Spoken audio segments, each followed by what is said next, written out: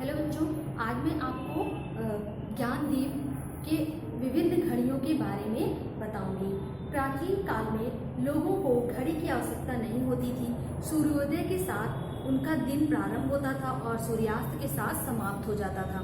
पहले उनका क्या होता था, दिन सूर्योदय के साथ शुरू होता था और सूर्यास्त के साथ समाप्त हो जाता था। सूर्य के आसमान के चढ़ने उतरने से ही लोग समय का अनुमान लगाते थे। सूर्य के उतरने चढ़ने से मतलब सुबह होता था और शाम होती थी, उससे ही लोग समय का अनुमान लगाते थे। इसके लिए उन्होंने चतुष्कोण स्तंभ और भूघड़ी भी बनाई थी, जो धूप छांव से समय बताती थी। धूप छांव से समय बताती थी। विभिन्न मिस्र के लोगों ने चतुष्कोण स्तंभ बनाए। ये वे ऊंची पतली मीनारें थी जिनकी मदद से वे सूर्य की धूप द्वारा समय की गणना करते थे। मीनार की परछाई की लंबाई से ही उन्हें घड़ी की सुई की भांति समय का ज्ञान हो जाता था। सन 1500 ईस्वी पूर्व में मिस्र के निवासियों ने जल घड़ी बनाई। इन घड़ियों में बूंद बूंद करके जल की एक निश्चित मात्रा प्रत्येक घंटे में किसी पात्र में टपकती थी।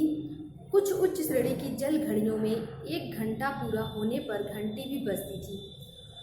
फिर 12वीं सदी में यूरोप के निवासियों ने ऐसी घड़ियों का आविष्कार किया जिसमें मिनट या सेकंड की सुई नहीं होती थी, जिसे मिनट और सुई की सेकंड नहीं होती थी।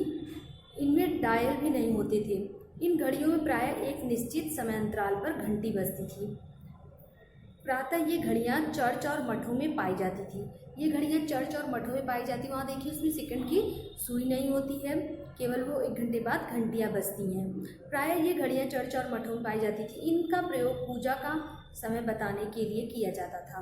जब भी पूजा का समय होता था तो वो घड़ियों में घंटी बज जाती थी, जिससे पता चल जाता था कि अब पूजा का समय हो गया है।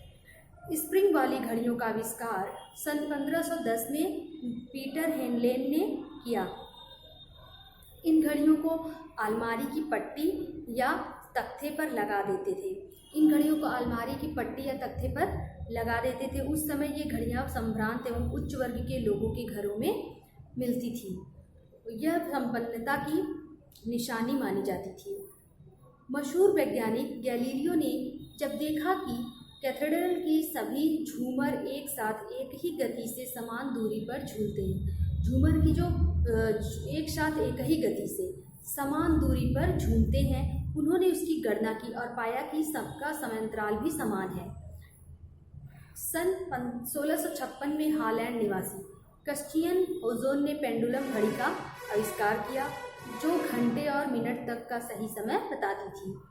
हॉलैंड के निवासी क्रिश्चियन ओजोन ने पेंडुलम घड़ी का आविष्कार किया।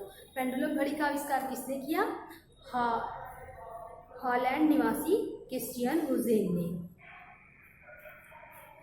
जिन्हें घंटे और मिनट तक का सही समय बताती थी। सन 1721 में यह घड़ी और उन्नत की गई, वह सेकंड तक का सही समय बताने लगी। अब इस क्वेश्चन को लिखिएगा कि किस पेंडुलम घड़ी का आविष्कार किसने किया? पेंडुलम घड़ी का आविष्कार किसने किया?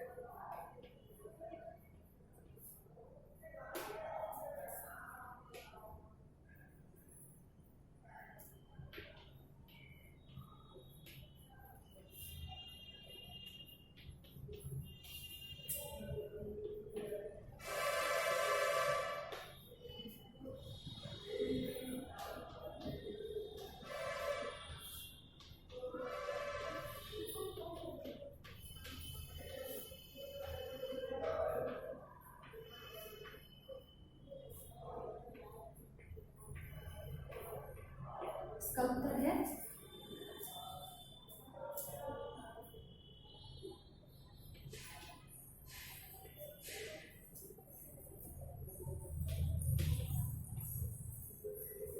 1656 में।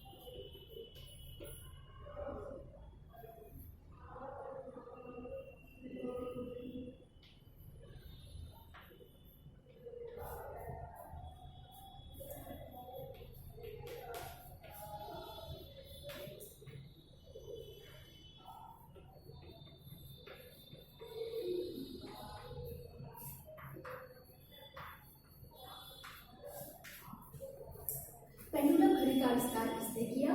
सन 1656 में हॉलैंड के निवासी क्रिस्टियन हुसैन ने पेंडुलम घड़ी का आविष्कार किया। इसे आप अपनी कॉपी में लिख लीजिएगा और याद कर लीजिएगा। फिर है आगे देखिएगा, संतरे में घड़ी और उन्नत की गई और सेकंड तक का सही समय बताने लगी। सन 1929 में क्वार्टर्स की घड़ियां बनाई गई। इन घड़ियों में क्वार्टर्स का एक छोटा टुकड़ा लगाया गया जो घड़ी की गति को नियंत्रित करके सही समय बताने में सहायता करता था। सन 1975 में सिक्लेनर कंपनी ने डिजिटल घड़ियों का आविष्कार किया। प्रारंभ में तकनीकी कारणों से ये घड़ियां अधिक सफल नहीं रहीं। सन 1948 में प्रथम परमाणु घड़ी बनाई गई। NIST F1 एक सीजियम एटॉमिक परमाणु घड़ी है जिसे विश्व की सबसे सही समय बताने वाली घड़ी माना जाता है। इसे फाउंटेन क्लॉक भी कहते हैं क्योंकि इसे चलाने के लिए परमाणु के फव्वारों का प्रयोग किया जाता है। अब एक क्वेश्चन से आप लिख लीजिए, फाउंटेन क्लॉक किसे कहते हैं? 1948 में प्रथम परमाणु घड़ी निस्फ एक सीजियम एटॉमिक परमाणु घड़ी है जिसे विश्व की सबसे सही समय बताने वाली घड़ी माना जाता है। इसे फाउंटेन क्लॉक भी कहते हैं। परमाणु घड़ी को भी फाउंटेन क्लॉक भी कहते हैं क्योंकि इसे चलाने के लिए परमाणु के फव्वारों का प्रयोग किया जाता है। समय हमारे जीवन की धुरी है, इसलिए घड़ियों के बिना हमारी दिनचर्या निर्विघ्न नहीं चल सकती। लोकल और अंतर्राष्ट्रीय समय और उनके अंतर के विषय में जानकारी प्राप्त कीजिए। लोकल और अंतर्राष्ट्रीय समय के विषय में जानकारी प्राप्त करिए और उस पर पावर पॉइंट प्रेजेंटेशन बनाइए। वेबसाइट की सहायता ले सकते हैं। ओके, अब मैं आपको अगला चैप्टर पढ़ाऊंगी।